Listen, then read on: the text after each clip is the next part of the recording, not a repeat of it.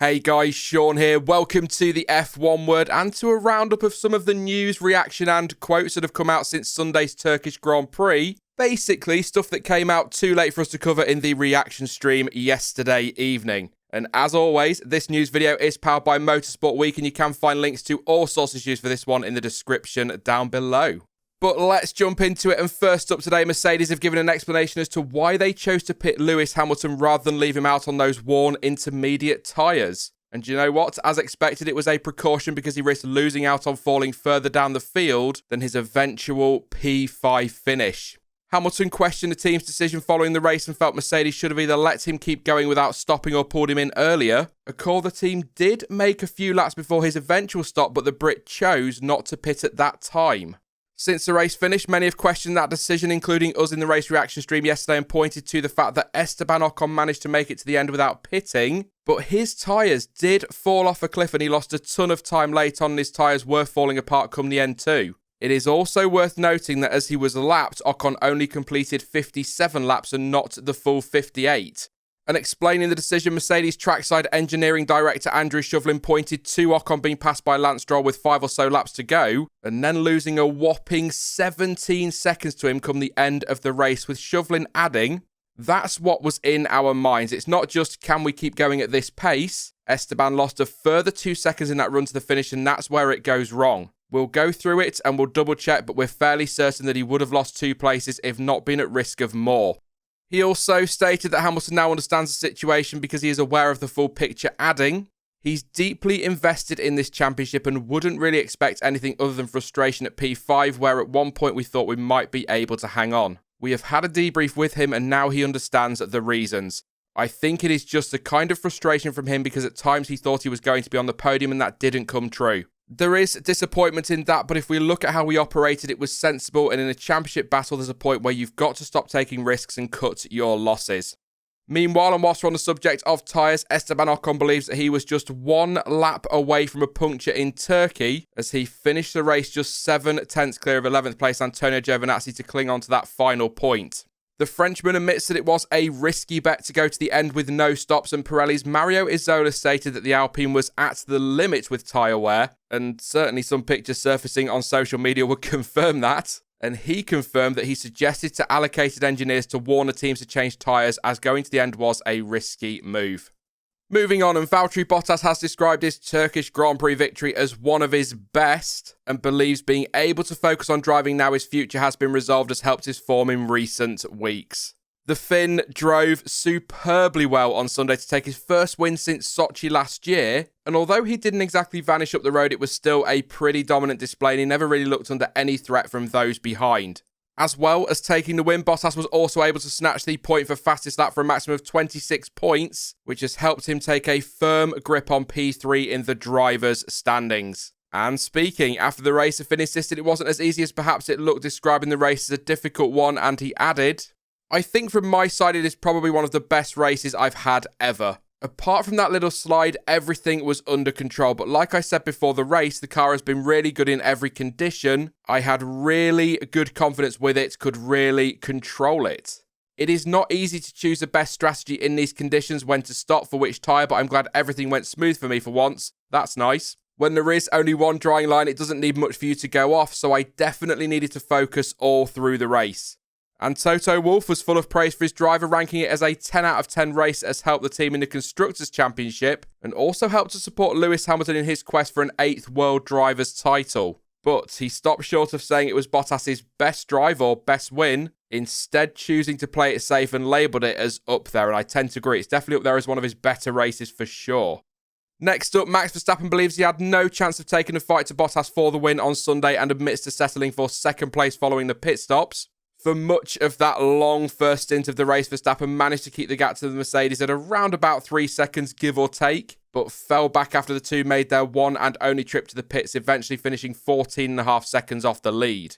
Perhaps that wasn't too much of a surprise though, as Mercedes did have the upper hand over Red Bull for much of the weekend in Istanbul, a point alluded to by Verstappen, who described his race as decent before going on to say, "I just tried to follow Valtteri, but of course we had to manage the tyres, so I just dropped back a bit, and at one point we started to pick up the pace a little bit. but there was no points where I would attack Valtteri, and he was just managing his race very well and looking after his tyres, and I had Charles quite close behind me in the first stint.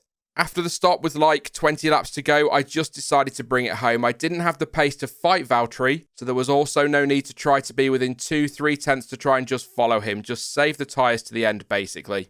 Verstappen added to that by saying that he believes Mercedes probably, quote, stepped it up a bit, and that Red Bull needs to look at why it wasn't as competitive over the weekend. He also believes that despite taking a 6-point lead to Austin, it's not going to be an easy fight between now and the end of the season. And I'm sure, to many of you listening, that's earth-shattering news. I'm sure we all expected it to be an absolute piece of cake. I'm loving this season. I don't even care. The closer the better. Let's get this one down to the wire. Anyway, on the subject of the championship, and before I move on, now seems like the perfect time to take a look at the latest standings following the Turkish Grand Prix, starting with the top 10 in the Drivers' Championship.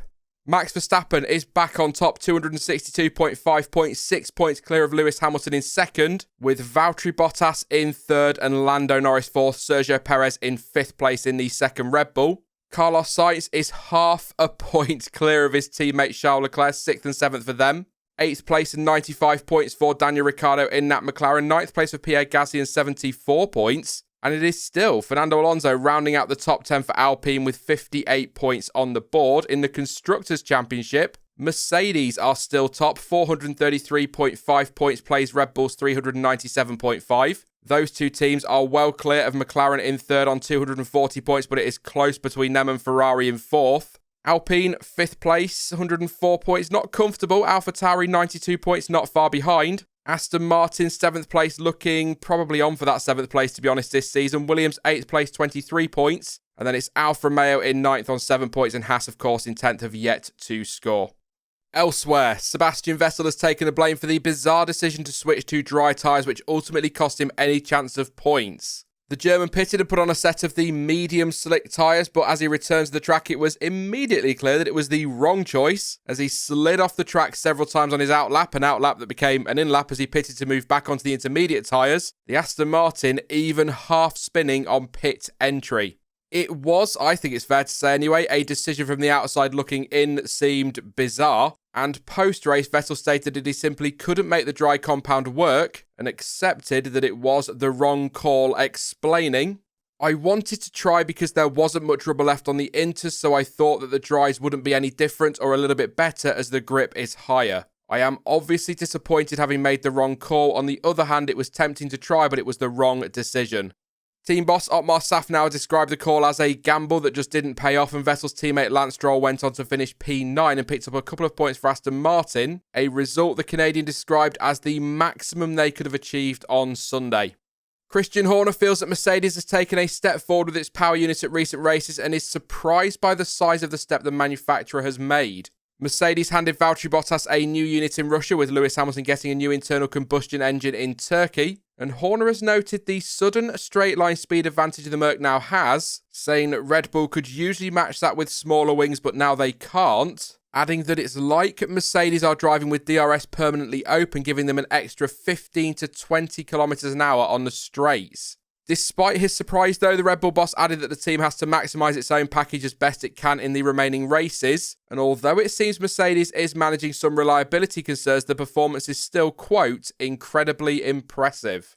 And finally, Michael Masi has explained why Pierre Gasly was handed a penalty for the Turn 1 incident with Fernando Alonso. As I'm sure you'll remember, Gasly was between Sergio Perez on the inside and Fernando Alonso on the outside as the three cars went through the first corner on the opening lap. The Frenchman then touched Alonso's rear wheel and sent the Alpine into a spin. As a result, the stewards handed Gasly a 5-second time penalty, something many felt was incredibly harsh on the AlphaTauri driver, and that it was just really another one of those first lap incidents.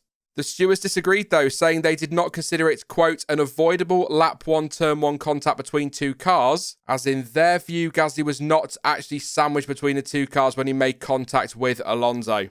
And Masi explained that Gasly was deemed to be responsible for the incident based on a decision that was agreed prior to the season starting regarding racing incidents, one of those areas being around the first lap, where if a driver is considered wholly to blame, they will likely be penalised. And on Sunday, they obviously felt that Gasly was wholly to blame. However, comparing other incidents, he said that if it, quote, takes two to tango, so 6 of one, half a dozen of the other, it would likely not result in a penalty because, again, not one driver would be wholly to blame. It is worth noting that in AlphaTauri's post-race press release, Gasly has apologised to Alonso and described the incident as, quote, unfortunate. There you go. That is it for this roundup then, but you can, as always, let me know your thoughts on any of the stories featured today in the comments section down below. Now, I will be back later this week with some more content, and we should, all being well, be live this weekend for another one of those chatty streams, this time about the 2022 calendar. In the meantime, though, if you did enjoy this one, then please do leave a like, as it really does help out the channel, and don't forget to subscribe so you don't miss out on any future uploads or streams. But as ever, thank you for watching. I've been Sean, this has been the F1 Word, and until next time, goodbye.